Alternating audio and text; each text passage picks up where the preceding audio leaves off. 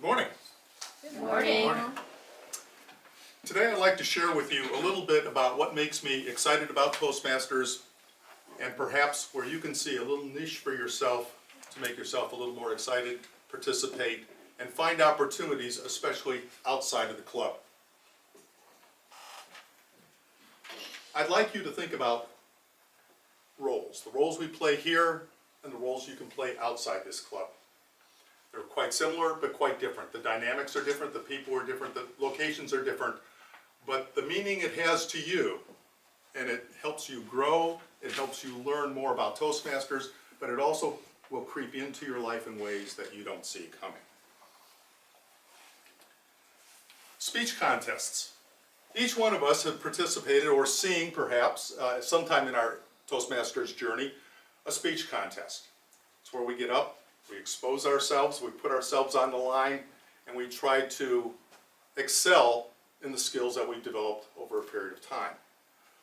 Those contests give us the ability to meet other people while we're out there, to see how we compare to other people, and absolutely get to observe other people as they participate in those speech contests. The speech contests are on multi-levels.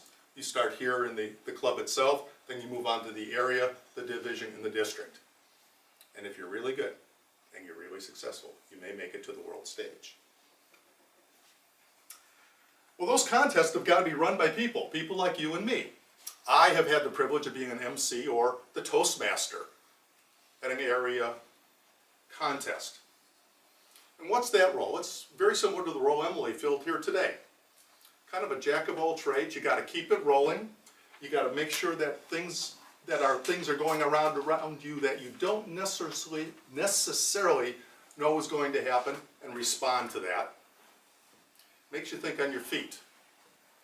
And it also makes you think of your audience and keeping them informed, as well as keeping the entire ceremony going smoothly and politely. You have a timer there too, so you never escape the timer.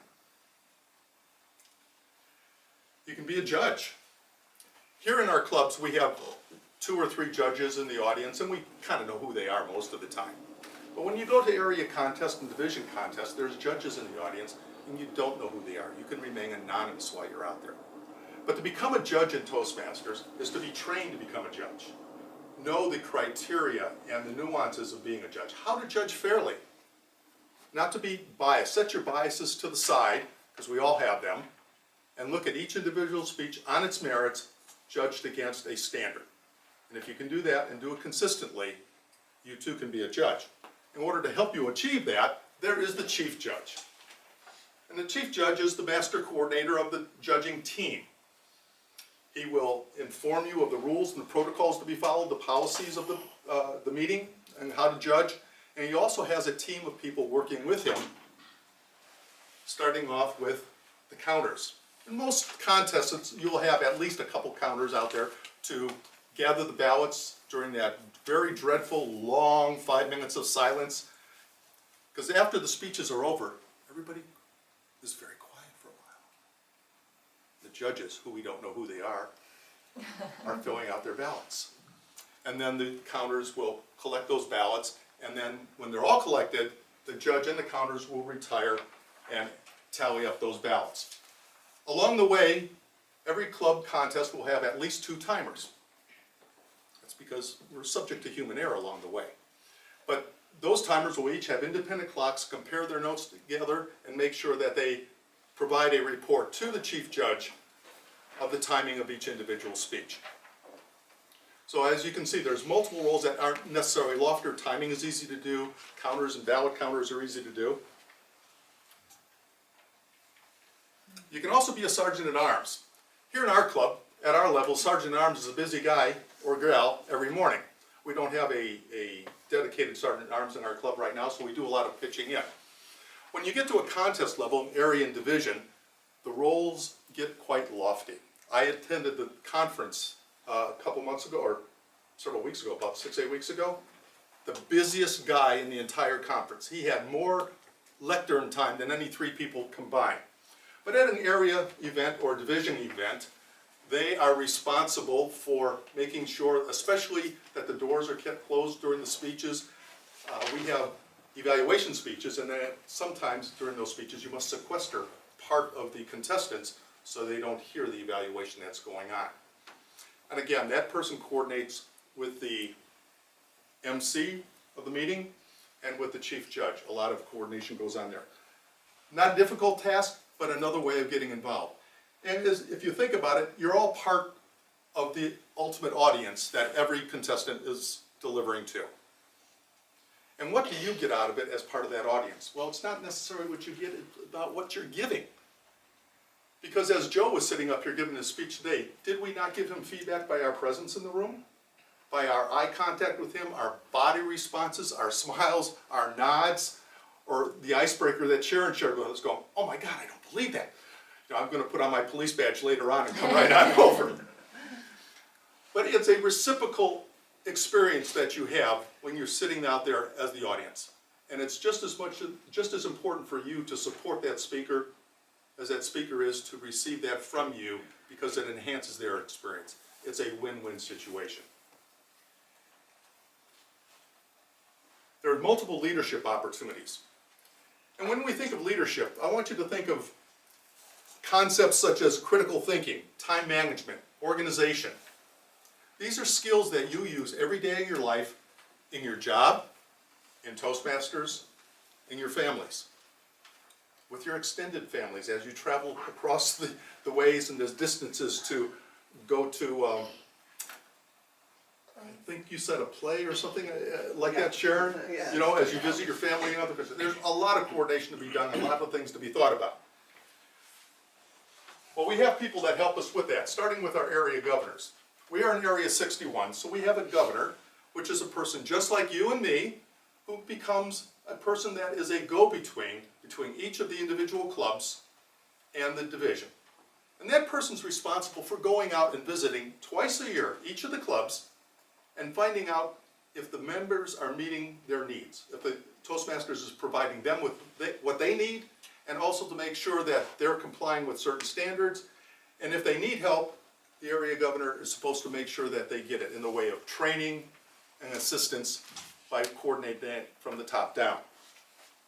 That area governor is working along with the division governor, and we are in Division G, and these A, B, C's, and G's will become more familiar with you as you go through your Toastmasters experience. Don't let that bother you. But the division governor's primary responsibility, as I understand it, is to help membership, to help us grow. Because every one of us comes into a Toastmasters environment for a period of time. I've been around for a long time, but the vast majority of people will be with Toastmasters between 2 and 3 years, and they'll meet their personal goals and they will move on, just like many other organizations. So it's important that the division governor helps each club grow numerically to bring new people in, because we thrive on fresh new minds, bodies, experiences, and we need those numbers because it makes each one of these meetings a success. Conferences. The opportunity to attend conferences, when I started in Toastmasters, I thought, yeah, that's for the special people up there. The people are really into this above and beyond. I promise you, the earlier in your Toastmasters experience that you attend a statewide conference, the quicker you will come to appreciate the organization that you've entered into and to find out how much that organization embraces you back. At the conference, there's lots of roles to be filled. We don't have them here, but they have, at the conference, we need to fill. They have a bookstore, so they need people to mind the bookstore and sell the items that are available there. And they're looking for volunteers to do that. There's the hospitality committee. They're arranging for the food. They have another committee that deals with the facilities to make sure we have a place to do it and arrange for that.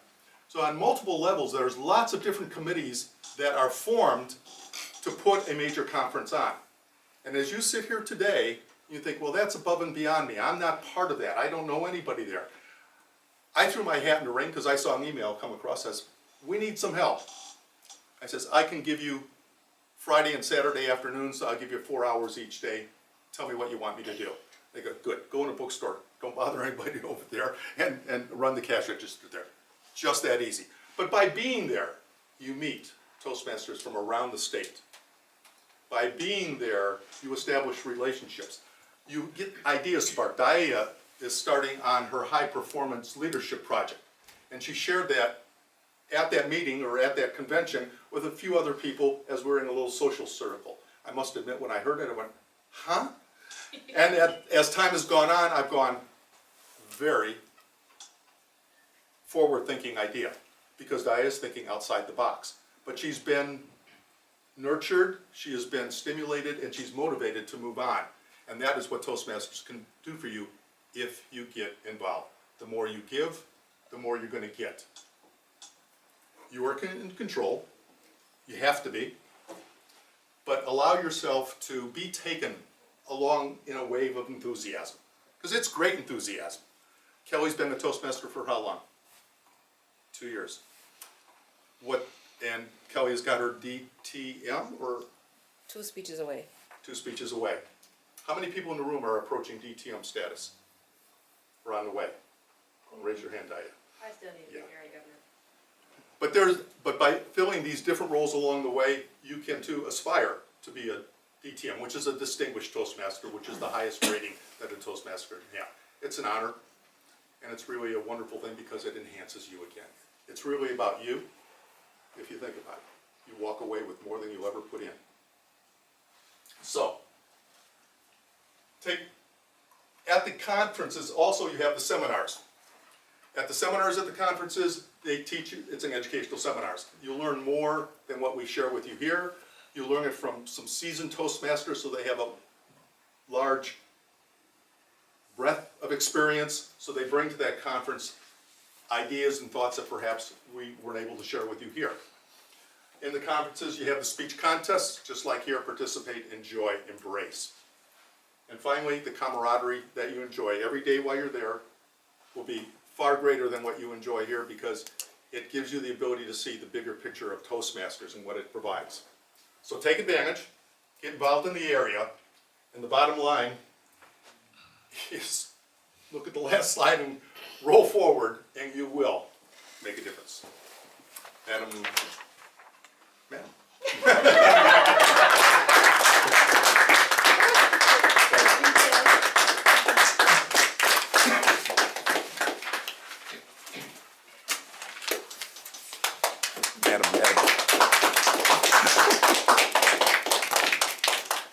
Mr. Timer, 1 minute, please, for comments for Ken on the speech that he just delivered. I would just did it because for like 2 minutes you didn't and Okay.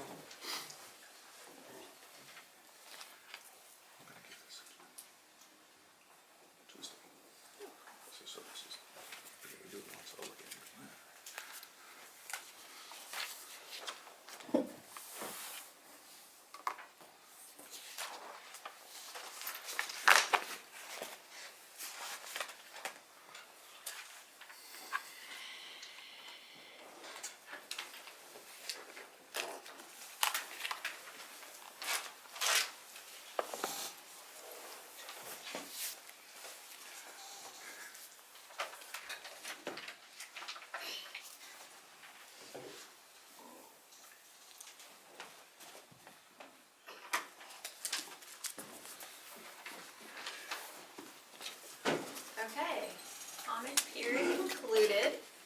Mr. Timer, please give us a timer's report for the speeches that we heard. Sure. Sharon spoke for 4 minutes and 40 seconds within time. Kushal spoke for 5 minutes and 22 seconds within time. Joe spoke for 4 minutes and 26 seconds under time. And Ken spoke for 12 minutes and 29 seconds within time. Madam Toastmaster. Thank you, Mr. Timer. Please cast your mind back to the speeches that you heard and vote for best speech of the day. The speeches that are eligible are Sharon's, Kaushal's, and Ken's. And once you've cast your ballot, hand it back to the timer team of David and Lance.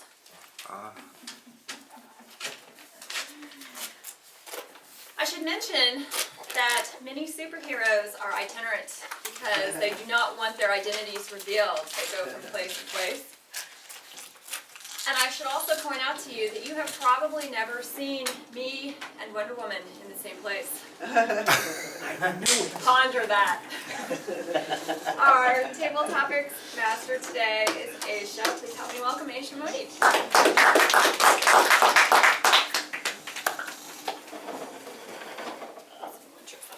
Aisha.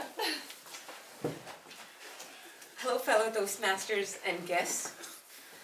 Table topics are 1 to 2 minute impromptu talks. They're designed to make you think on your feet. They encourage you to listen carefully and relate to the subject. Organize your thoughts and form a talk with an opening, a body, and a conclusion. This is a type of communication we have every day.